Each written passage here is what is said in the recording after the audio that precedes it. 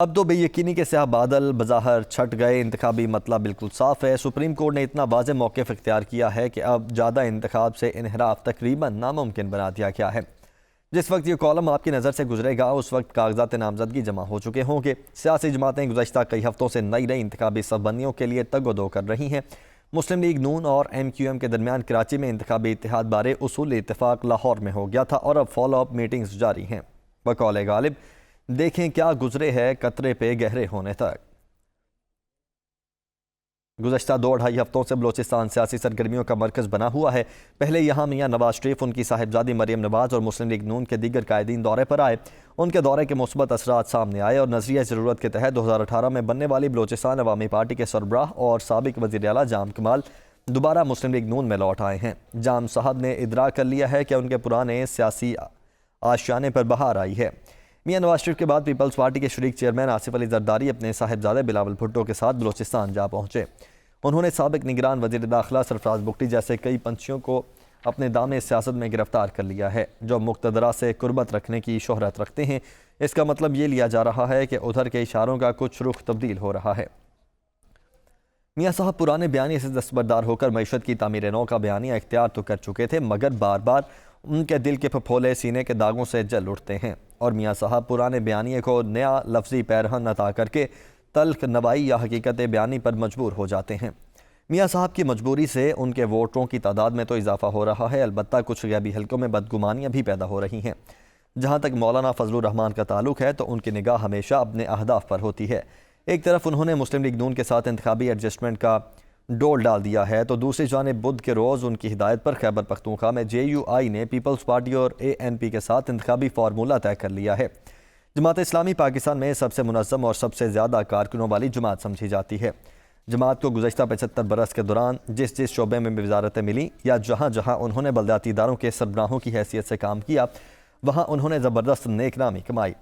اپنے ہی نہیں ان کے مخالفین بھی انہیں بہترین کارکردگی اور 100% دیانتداری کی سند دیتے ہیں۔ تاہم سوال یہ پیدا ہوتا ہے کہ اتنی اچھی پرفارمنس اور ایسی مثبت شہرت رکھنے کے باوجود جماعت اسلامی کو ملکی سطح پر پذیرائی کیوں نہیں ملتی؟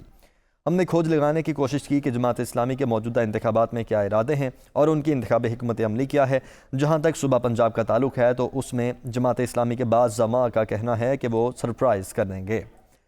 ہم نے ان قائدین سے پوچھا کہ آپ بڑی جماعتوں کے ساتھ اتحاد یا سیٹ ایڈجسٹمنٹ کی بات کیوں نہیں کرتے؟ ان صاحبان کا کہنا تھا کہ اس بار ووٹر جماعت کی طرف مائل ہوں گے کیونکہ حال صرف جماعت اسلامی ہے۔ تاہم پنجاب میں جماعت کی خوش اعتمادی غالب سرووں اور زمینی حقائق سے زیادہ مطابقت نہیں رکھتی۔ جماعت اسلامی پنجاب کے بعض ذمہ داران کا کہنا ہے کہ ہم سیٹوں کی تعداد کے بارے میں کوئی دعویٰ تو نہیں کر سکتے مگر اس بار ہمارا ووٹ بینک بڑھے گا۔ ہماری گزارش یہ ہے کہ انتخابات میں کامیابی کے لیے لڑا جاتا ہے نہ کہ ووٹوں کی تعداد میں اضافے کے لیے۔ یہ تو آنے والا وقت ہی بتائے گا کہ پنجاب میں جماعت اسلامی کو کتنی کامیابی ملتی ہے۔ کراچی کے بارے میں مختلف ذرائع سے ملنے والی اطلاعات سے یوں محسوس ہوتا ہے کہ جماعت اسلامی ایک بار 1970 کی دہائی اور اس کے بعد کی بلدیاتی کامیابیوں کے سنہرے دور کی طرف لوٹ رہی ہے۔ 1977 کے انتخابات میں کراچی میں جماعت نے شاندار کامیابی حاصل کی تھی۔ اسی طرح 2 بار جماعت اسلامی کے عبدالستار افغانی اور 1 بار نعمت اللہ خان ایڈوکیٹ کراچی کے میئر رہے۔ ان میئرز نے کراچی کی تعمیر و ترقی میں زبردست اضافہ کیا اور شہر کی خوبصورتی کو 4 چاند لگا دیے۔ پھر آمریت کے سائے میں کراچی کو MQM کی ہیبت ناک دیو کے سپرد کر دیا کیا؟ اس دیو نے شہر سے اس کی خوبصورتی، اس کی امن پسندی اور اس کی رواداری اور جمہوری روایات کی پاسداری چھین لی۔ اس کے بدلے اس غریب پرور شہر کو دہشت، وحشت، بھتہ خوری اور بوری بند لاشوں کی آماجگاہ بنا دیا گیا۔ اب لگ بھگ 3 کروڑ آبادی والے پاکستان کے سب سے بڑے شہر کو خدا کر کے کچھ امن نصیب ہوا ہے۔ تبھی تو MQM کو پے در پے انتخابی نشستوں کا سامنا کرنا پڑ رہا ہے۔ چند ماہ قبل کے بلدیاتی انتخابات میں جماعت اسلامی کے حافظ نعیم الرحمان کو زبردست کامیابی ملی اور اب قومی انتخابات میں بھی جماعت کو شاندار نتائج کی توقع ہے۔ ہم نے امیر جماعت اسلامی کراچی حافظ نعیم الرحمان سے رابطہ کیا تو انہوں نے بتایا کہ جماعت کراچی میں قومی اسمبلی کی تمام 22 اور صوبائی اسمبلی کی 47 سیٹوں پر حصہ لے رہی ہے۔ حافظ صاحب نے کہا کہ ہمیں انشاءاللہ بھرپور کامیابی کا یقین ہے۔ میں نے امیر جماعت کے کراچی سے کہا کہ آپ اس یقین کو حق الیقین بنانے کے لیے اتحاد کیوں نہیں کرتے؟ ان کا جواب تھا کہ میں اتحاد کی برکت سے انکاری نہیں ہوں مگر کس سے اتحاد کریں؟ MQM اب کوئی انتخابی قوت نہیں، پیپلز پارٹی ہی انتخابی اکھاڑے میں ہماری اصل حریف ہے۔ کراچی کے لوگ پیپلز پارٹی کو عروس البلاد کی بربادی کا اصل سبب سمجھتے ہیں۔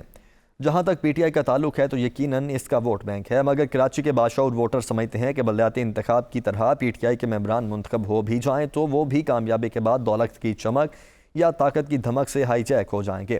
حافظ صاحب کے عاجزانہ دعوے کے مطابق اب کراچی میں ووٹوں کا پہلے رواں جماعت اسلامی ہی کی طرف آئے گا۔ اسی طرح بلوچستان میں مکران ڈویژن کے بارے میں کہا جا رہا ہے کہ وہاں بھی جماعت اسلامی کو شاندار کامیابی ملے گی۔ بلوچستان میں جماعت کے سیکرٹری جنرل مولانا ہدایت الرحمان صاحب سے رابطہ کیا تو انہوں نے بتایا کہ ہم صوبے کی اکثر سیٹوں پر انتخاب میں حصہ لے رہے ہیں۔